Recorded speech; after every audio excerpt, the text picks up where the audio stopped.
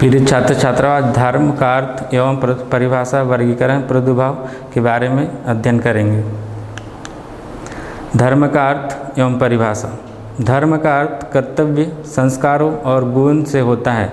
शाब्दिक दृष्टि से धर्म शब्द ध्र धारणे अर्थात ध्र धातु जिसका अर्थ धारण करना होता है। धर्म का अर्थ किसी वस्तु की अस्तित्व को धारण करना या सिद्ध करना, किसी वस्तु की अनिवार्य सत्ता को बनाए रखना धर्म का अनिवार्य गुण है। जैसे सूर्य का प्रकाश तथा शर्करा की मिठास विश्व की सामाजिक स्थिति को निर्धारित करना तथा सामाजिक स्थिरीकरण की व्यवस्था का निर्माण करने में और सामाजिक नियंत्रण के एक प्रमुख अभिकरण के रूप में धर्म का सर्वोच्च स्थान है। संकुचित अर्थ में धर्म का अर्थ अंधविश्वास करना, माला जपना, मंदिर जाना, तिलक लगाना आदि क्रियाओं में लगाया जाता है। व्यापक अर्थ में धर्म का तात्पर्य हृदय को पवित्र बनाना, उत्तम चरित्र और नैतिक प्राप्त करना, मन में आध्यात्मिक मूल्यों को स्थापित करना आदि क्रियाएं आती है। धर्म यह मौलिक रिक्त के रूप में जाना जा सकता है जो भौतिक और आध्यात्मिक व्यवस्था पर आधार रूप है और जो उस व्यवस्था को बनाए रखने के लिए आवश्यक है। धर्म की परिभाषा। एडवर्ड टायलर के अनुसार धर्म आध्यात्मिक शक्ति का विश्वास है। मेलनवेस्की के अनुसार धर्म की एक विधि है और साथ ही विश्वासों की एक व्याख्या भी। धर्म एक समाजशास्त्री घटना के साथ साथ एक व्यक्तिगत अनुभव भी है। हाबेल के अनुसार धर्म अलौकिक शक्ति में विश्वास पर आधारित है जिसमें आत्मावाद, मानववाद दोनों सम्मिलित है। उपरोक्त परिभाषाओं के आधार पर हम कह सकते हैं कि धर्म किसी न किसी प्रकार की अतिमानवीय या अलौकिक शक्ति पर विश्वास है जिसका आधार भय, श्रद्धा, भक्ति और पवित्रता की धारणा है, जिसकी अभिव्यक्ति प्रार्थना, पूजा या आराधना आदि के रूप में की जाती है।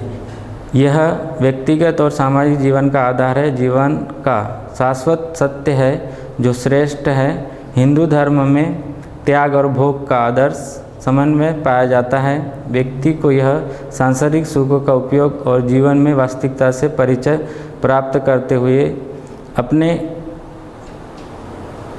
यह लोक और परलोक, इंद्रलोक और परलोक को उत्तम बनाने की ओर अग्रसर किया जाता है। हिंदू धर्म में कर्तव्य की भावना पर जोर दिया गया है। धर्म का वर्गीकरण। वर्ण धर्म सामाजिक संगठन के आधार पर वर्ण को 4 वर्गों में विभक्त किया जाता है: ब्राह्मण, क्षत्रिय, वैश्य और शूद्र।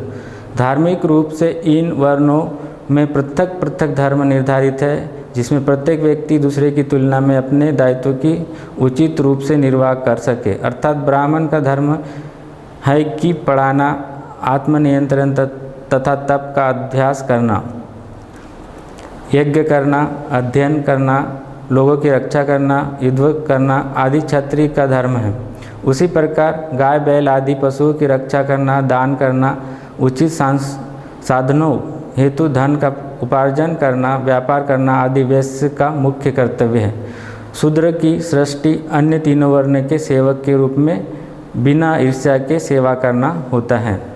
आश्रम धर्म समाज में प्रत्येक व्यक्ति के सभी कर्तव्यों को दूसरे व्यक्ति के प्रति, समाज के प्रति, स्वयं के प्रति पूरा करने के दृष्टिकोण से जीवन को 4 भागों में विभक्त किया जाता है: ब्राह्मण आश्रम, गृहस्थ आश्रम, वानप्रस्थ आश्रम, संन्यास आश्रम। प्रत्येक आश्रम में व्यक्ति के कुछ विशेष कर्म निर्धारित है जिन्हें मानसिक, शारीरिक, नैतिक और आध्यात्मिक गुणों का विकास करके अपने अंतिम लक्ष्य मोक्ष की ओर बढ़ता है। वर्णाश्रम धर्म। चारों वर्ण के प्रत्येक वर्ण धर्म प्रावधान के साथ ही आश्रम धर्म के पालन का विधान किया गया था। प्रथम 3 वर्ण के व्यक्तियों द्वारा ही आश्रम धर्म का पालन किया जाता था। शूद्र वर्ण के लिए आश्रम धर्म नहीं था। गुण धर्म। गुण धर्म का संबंध राजधर्म से था जिसका तात्पर्य केवल क्षत्रिय धर्म से नहीं वरन जो प्रजा की रक्षा करे अर्थात शासन काल के धर्म से ही है, क्योंकि पूजा समाज तथा धर्म का रक्षक, इसलिए संपूर्ण सामाजिक व्यवस्था को संतुलित बनाने के लिए राजा का कर्तव्य दूसरे व्यक्ति के धर्म से बहुत भिन्न है, अर्थात राजधर्म भी एक विशेष धर्म है। निमित्त धर्म, वर्ण धर्म और आश्रम धर्म के निमित्त जो विधियां है उनको निमित्त धर्म कहते हैं। उनके पालन में जो भी कुछ त्रुटियां हो जाती है उनको दूर करने के लिए प्रश्चित विधि भी इसके अंतर्गत आती है। साधारण धर्म, सामान्य धर्म का अर्थ धर्म के उस रूप से है जो सभी द्वारा अनुसरणीय है। व्यक्ति चाहे किसी भी वर्ण, आयु, लिंग, वर्ग आदि का क्यों ना हो, सामान्य धर्म का पालन करना सभी का कर्तव्य है। विशिष्ट धर्म स्वधर्म भी कहा जाता है क्योंकि यह विशेष व्यक्ति का अपना धर्म है। समय, परिस्थिति और स्थान के अनुसार सभी व्यक्तियों के भिन्न भिन्न कर्तव्य को पूरा करना आवश्यक होता है। इसके अतिरिक्त विभिन्न व्यक्तियों के गुण, स्वभाव, व्यवहार, आयु और सामाजिक पद में भी भिन्नता होती है। ऐसी स्थिति में सभी व्यक्तियों का धर्म अथवा कर्तव्य एक दूसरे से भिन्न होना आवश्यक है। उदाहरण के लिए ब्राह्मण, क्षत्रिय, वैश्य और तथा शूद्र के धर्म अपने अपने वर्ण के अनुसार है। स्त्री और पुरुष का धर्म अलग अलग है। गुरु और शिष्य का एक दूसरे से भिन्न होता है। सैनिक का धर्म एक तथा राजा का धर्म दूसरा होता है। धर्म का प्रादुर्भाव, धर्म कैसे शुरू हुआ? धर्म को विकसित यह विकासवादी चिंतन डार्विन के विकासवाद सिद्धांत से प्रभावित था। कालांतर में इन सवालों ने मुख्य सिद्धांतों आत्मवाद और प्रकृतिवाद को जन्म दिया। आत्मवाद के अनुसार आत्मा की धारणा धर्म के मूल में है, अर्थात आत्माओं में विश्वास, इसलिए इसका नाम आत्मवाद है। टायलर के अनुसार आदिम आत्मा के विचार को गलती से अपनाता था। आत्मा का विचार मनुष्य के सामान्य जीवन की जागृत और सुप्त दो अवस्था से दृश्य से विषय में भ्रामक ज्ञान उत्पन्न हुआ है।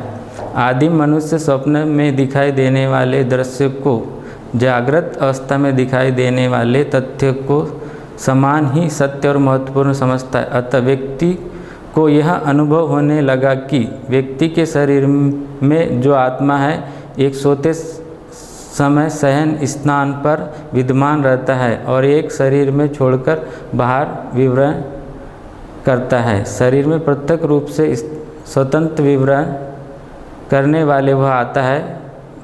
आत्मा ही पूर्वात्मा या समान शब्दों में प्रेतात्मा बन जाती है।